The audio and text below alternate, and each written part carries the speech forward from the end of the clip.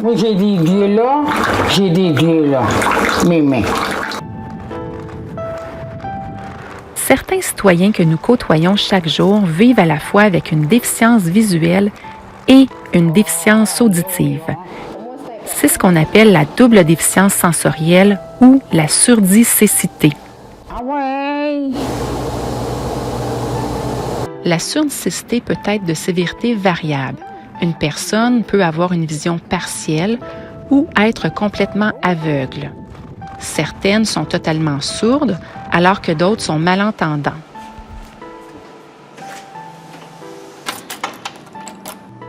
Chaque petit geste du quotidien comporte des défis.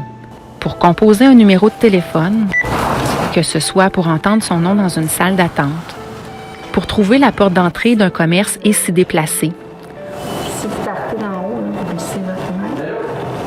Dans notre monde dominé par l'image et le son, des enfants, des adultes et des aînés doivent composer avec cette réalité.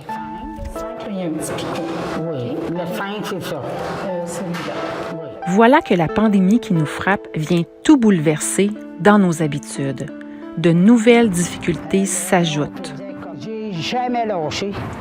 C'est assez difficile.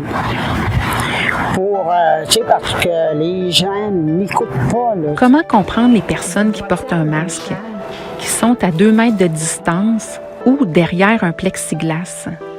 Comment se faire guider par le bras à 2 mètres de distance? Comment lire les affiches sans pouvoir s'en approcher? Comment respecter les indications au sol sans les percevoir?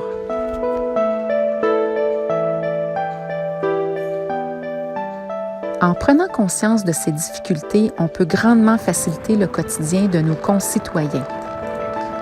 Si vous vous adressez à une personne et qu'elle ne vous répond pas, approchez-vous face à elle, dans une zone bien éclairée, et reformulez vos propos. Parlez plus lentement et plus fort. Donnez-lui aussi du temps pour bien saisir l'information.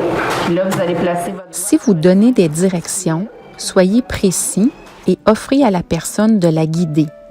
Les règles strictes de distanciation physique en vigueur peuvent rendre la participation sociale des personnes sourdes aveugles plus compliquée.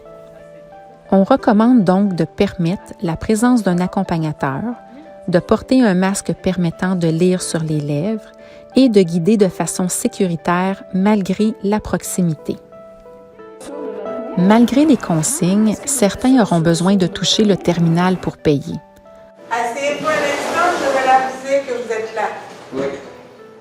D'autres devront être avisés qu'elles peuvent avancer dans la file. Certains ne verront pas qu'elles ne respectent pas le 2 mètres. Malgré la pandémie, avec un peu de patience et de compréhension, on peut mieux se comprendre pour mieux s'entendre.